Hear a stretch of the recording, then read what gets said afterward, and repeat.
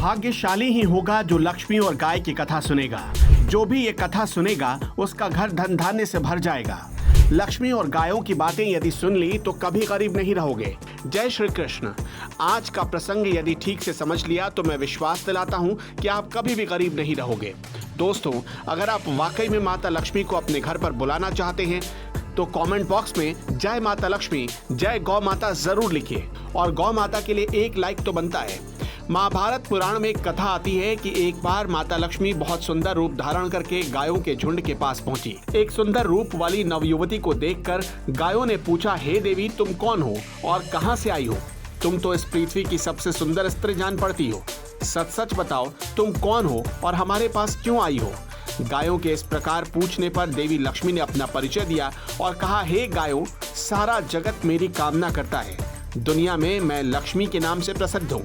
इस समय मैं दैत्यों को त्याग कर आ रही हूँ क्योंकि वो आचार भ्रष्ट हो गए थे, हिंसा पर उतर आए थे, निर्दोष पशुओं को मार मार कर खाने लगे थे, वृद्धों का सम्मान करना भूल गए, बच्चों को उलटे संस्कार देकर चरित्रहीन बना रहे थे, स्त्रियों को बेवजह परेशान करते थे, हर समय घरों में कलेश मचा रहता था, तामसिक भोजन खाकर सारे दिन सोते रहते थे, एक दूसरे को गालियां देना, मारना पीटना शुरू कर दिया था। वो धन का दुरुपयोग करने लगे थे, धन के बल पर प्राणियों पर जोर दिखाने लगे थे, वैश्याओं का संग करने लगे थे। उनके इस प्रकार घिनौने और निंदनीय चरित्र को देख देख कर मुझसे रहा नहीं गया, इसलिए मैंने उनका त्याग कर दिया। मेरे त्याग करते ही सारे राक्षस नाश को प्राप्त हो गए। देवता लोग मेरे आश्रम में रहने के कारण आनंद भोग रहे हैं। जिस दिन देवता लोगों ने मेरा दुरुपयोग किया और आचार्य भ्रष्ट हुए, उस दिन मैं उन्हें भी छोड़कर चली जाऊंगी। लोग कहते हैं मैं चंचल हूँ, एक स्थान पर ज्यादा दिन तक नहीं ठहरती। ये उनकी गलत बात है। मैं तो एक स्थान पर बहुत दिन तक ठहर सकती हूँ, पर मुझे अपने पास अधिक दिन तक रोकना उन्हीं के हाथों में होता है यदि वो मेरा सही रूप से उपभोग करे और धर्म का पालन करते हुए अपना जीवन यापन करें। बेवजह के झगड़ों में नहीं पड़ेंगे, घर में प्रेम बना कर रखेंगे और मेरा कुछ हिस्सा शुभ कार्यों में बयां करते चलेंगे, निर्दोष बेजुबान पशुओं की हिंसा नहीं करेंगे, तो मैं उनके पास बहुत लंबे समय तक रहती हूँ। जिस दिन से वो अन्याय के कार्यों में पड़ जाते हैं, व्यसनों में पड़ जाते हैं, उस दिन मैं उनसे दूर हो जाती हूँ। जिनके शरीर से मैं निकल जाती हूँ वो नष्ट हो जाते हैं और जिनके शरीर में मैं प्रवेश कर जाती हूँ वो पुष्ट हो जाते हैं। धर्म और काम बिना मेरे सहयोग के सुख नहीं दे सकता। हे गायों, यही मेरा प्रभाव है। सारी दुनिया को चलाने के लिए मेरा योगदान बहुत बड़ा है। अब मैं तुम्हारे पास इसलिए आई हूँ कि मैं चाहती हूँ कि मैं तुम सबके शरीर में निवास करूँ। तुम लोग मेरा आश्रय पाकर भी शरीर संपन्न हो जाओ। लक्ष्मी देवी की बात सुनकर गायों ने कहा, हे देवी, आप कहीं और जाकर रहो, हमें तुम्हारी इच्छा नहीं है। तुम्हारा बहुतों साथ एक साथ संबंध है। तुम पापियों के घर में भी रहती हो और धर्मात्माओं के यहाँ भी, इसलिए तुम कहीं और जाकर रहो। तुम्हारी इच्छा हो, हमारा शरीर तो वैसे भी हष्टपुष्ट और सुंदर है, हमें भला तुमसे क्या काम? तुमने हमसे जो इतनी बातचीत की, हम तो इसी से स्वयं को धन्य समझते हैं। दोस्तों, गायों के मना करने पर लक्ष्मी ने फिर कहा, हे गायों, मैं वो सती हूँ जो लोगों को बड़ी मुश्किल से मिलती हूँ। लोग मुझे पाने के लिए ललायित होते हैं। इस संसार में शायद ही कोई बिरला ही हो जो मुझे ना पाना चाहता हो।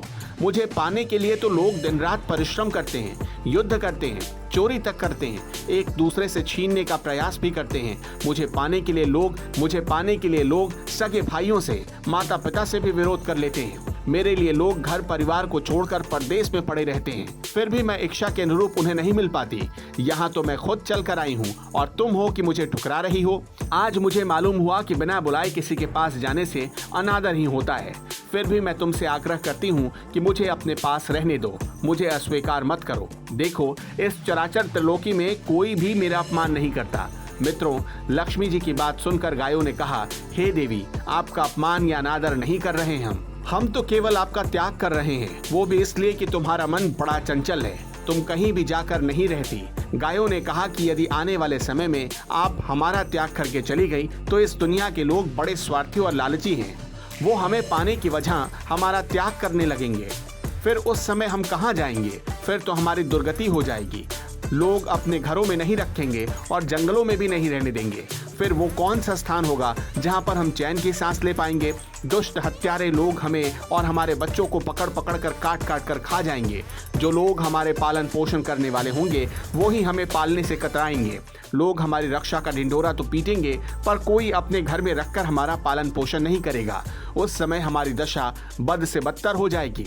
इसलिए आप हमसे दूर रहो। हम जैसे तैसे अपना जीवन जी लेंगे, क्योंकि दुनिया के लोग हमारे अंदर जब तक आपके दर्शन करेंगे तब तक ही वो हमारी कदर करेंगे।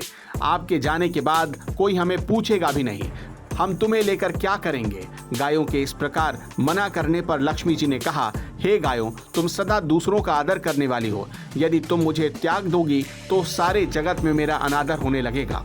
मेरा सम्मान रख लो। मैं स्वयं चलकर तुम्हारे पास आई हूँ। मुझ में कोई दोष नहीं है। मैं तुम लोगों की सेविका हूँ। ये जानकर मेरी रक्षा करो, मुझे अपनाओ। तुम हमेशा सबका कल्याण करने वाली हो। तुम पुण्यमय पवित्र हो। मुझे बताओ, मैं तुम्हारे शरीर के किस भाग में निवास करूं। लक्ष्मी के बार बार निवेदन करने पर गायों ने उन्हें लौटाना उचित नहीं समझा और उन्होंने कहा, हे देवी लक्ष्मी, हम तुम्हें शर्त पर स्वीकार करते हैं। तुम हमारे अंदर जब तक चाहे रहो। यदि हमें कभी छोड़कर जाओ तो भी हमारे गोबर और मूत्र में हमेशा बनी रहना, क्योंकि हमारी ये दोनों वस्तुएं परम पवित्र हैं। ये तो हम जानते ही हैं कि तुम्हारे जाने के बाद लोग हमारा त्याग कर देंगे, परंतु हमारे गोबर और मूत्र में यदि तुम बनी रहोगी तो लोग इनका उपभोग करके लाभ अर्जित कर लेंगे। लक्ष्मी ने कहा, धन्य भाग है।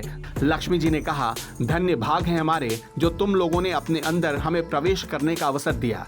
तुमने मेरा मान रख लिया। तुम्हारा कल्याण हो। तुम्हारे गोबर और मूत्र में मेरा सदा वास रहेगा। मित्रों, आज भी गोबर पवित्र और धन प्रदान करने वाला होता है।